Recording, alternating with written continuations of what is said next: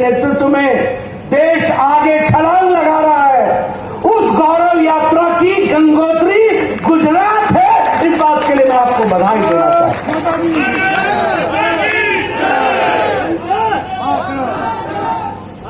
उसकी गंगोत्री है तो गुजरात है। गुजरात ने बहुत संत दिए। गुजरात धार्मिक भूमि रही है। गुजरात में बहुत से सामाजिक सुधारक दिए। गुजरात में बहुत से नेता भी दिए। हम अगर बापू महात्मा गांधी जी को याद करें तो वो गुजरात की धरती में दिया। अगर हम सरदार पटेल को याद करें जिन्होंने भारत को एकता के सूत्र में बांध दिया तो गुजरात की धरती को याद करेंगे। और भारत को आधुनिक भारत बनाते हुए दुनिया के नक्शे पर खड़ा करने का काम किया तो आदरणीय नरेंद्र भाई मोदी ने किया, ये भी हमको याद है। इसलिए मित्रों, यह हमारा सौभाग्य है और इस सौभाग्य को ध्यान में रखते हुए ये भारतीय जनता पार्टी गौरव यात्रा निकाले, लेकिन गुजरात का एक एक व्यक्ति गौरव यात्रा से गौरवान्वित होना है। एक एक व्यक्ति को ये गौरव का पल के साथ अपने आप को शामिल करना है। और फिर मैं कहने के लिए नहीं कह रहा हूं मित्रों, राजनेता किस तरीके से प्रदेश और देश की तस्वीर बदलता है इसका हमने जीता जागता प्रमाण देखा है। तो पहले गुजरात की विकास यात्रा देखी है और अब हम देश की विकास यात्रा देख रहे हैं, ये हम आपको बताना चाहते हैं। अभी रूपाला जी ने आपके सामने बताया कि यहां बबूल के जंगल होते थे। अरे भाई, जब बबूल को उगाने वाली पार्टी होगी तो बबूल ही उगेगा ना।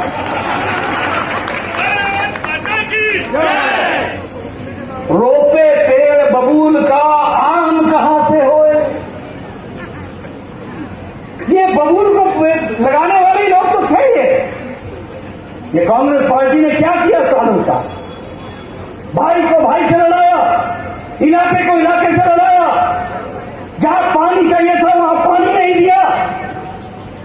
जो विकास की यात्रा चल रही थी उसमें अटकाया, भटकाया, लटकाया। अब ये दीगर बात है कि खुद भी अटके हुए हैं, लटके हुए हैं और भटके हुए हैं। अब कांग्रेस पार्टी खुद अटक गई, खुद लटक गई, खुद भटक गई। लेकिन आदरणीय रूपाला जी ने जो आपके सामने बात कही, ये नैनो, ये बात बहुत सही है। एक तरफ ममता जी ने नैनो को ना कह दी और एक तरफ हमारे मोदी जी ने कहा वेलकम टू गुजरात, गुजरात में आपका स्वागत है। ये गुजरात की धरती ने विकास के नए आयाम स्थापित किए।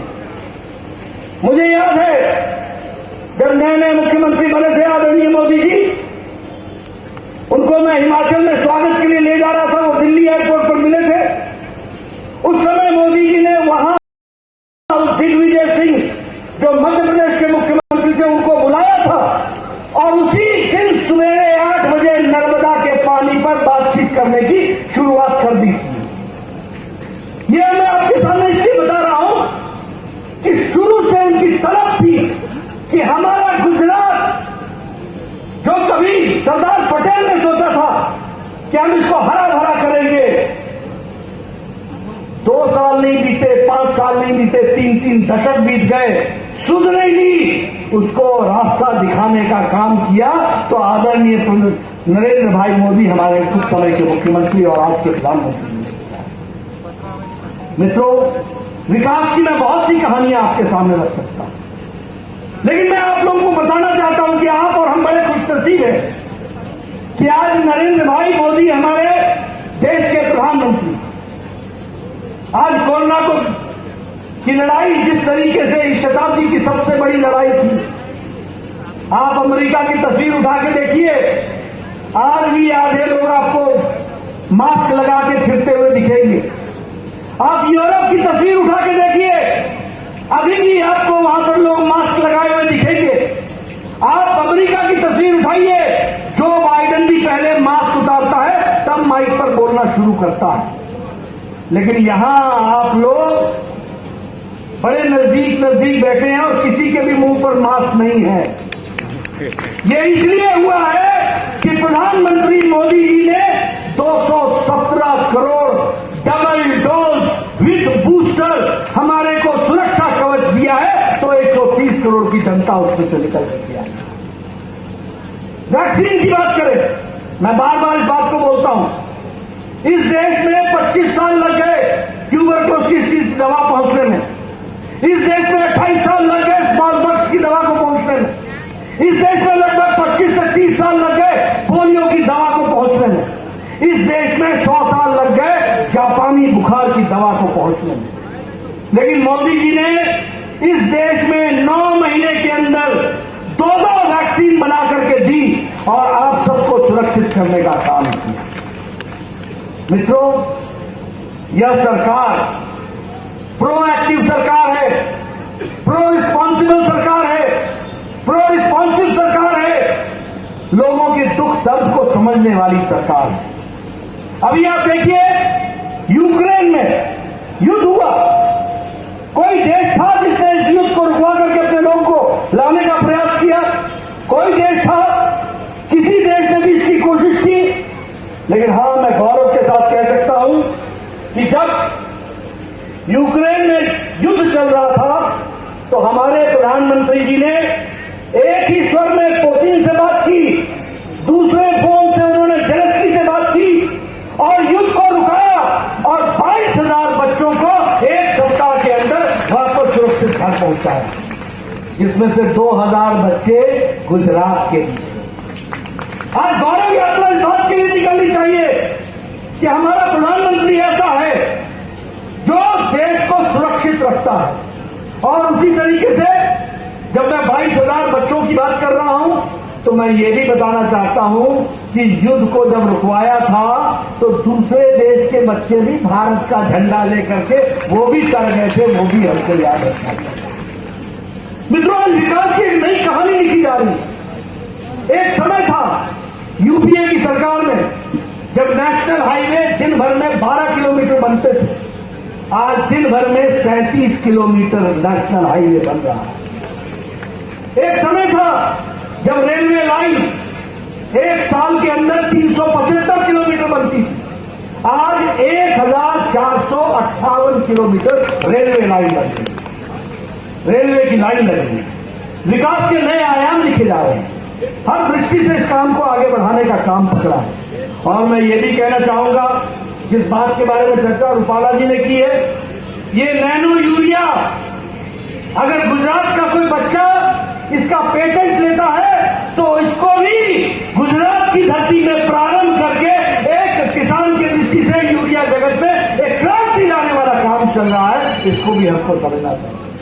और प्रधानमंत्री मोदी जी खुद इस बात की चिंता कर रहे हैं कि किस तरीके से इसको खड़ा किया।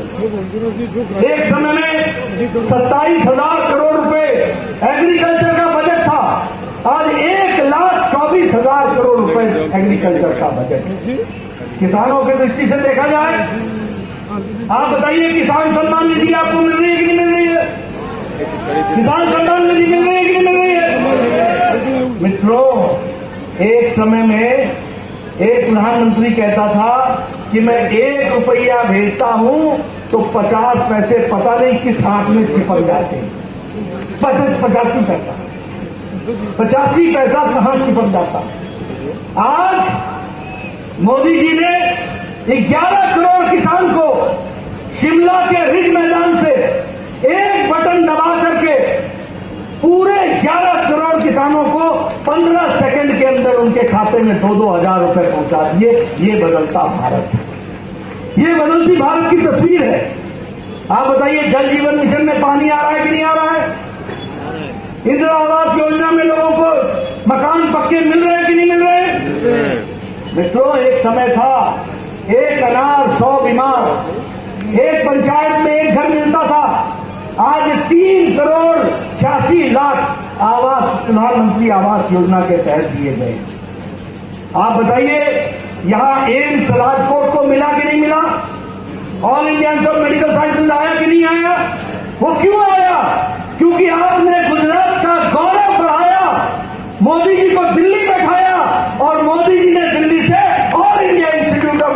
साइंसेज आपको यहां तक पहुंचाया, ये भी हमको समझना होगा।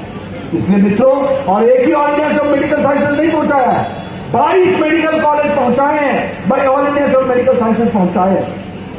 आपके यहां 9 मेडिकल कॉलेज होते थे, 9 मेडिकल कॉलेज, आज 30 मेडिकल कॉलेज है, 30 मेडिकल कॉलेज। आपके यहां एमबीबीएस की सीट 1000 होती थी, आज आपके यहां 6000 साल में डॉक्टर निकलते हैं, 6000। ये बदलता गुजरात, ये बदलती तस्वीर जिसको हमको समझना होगा। अभी अभी हमारे प्रधानमंत्री जी यहां 3 दिन पहले मेहसाना में आए थे, उन्होंने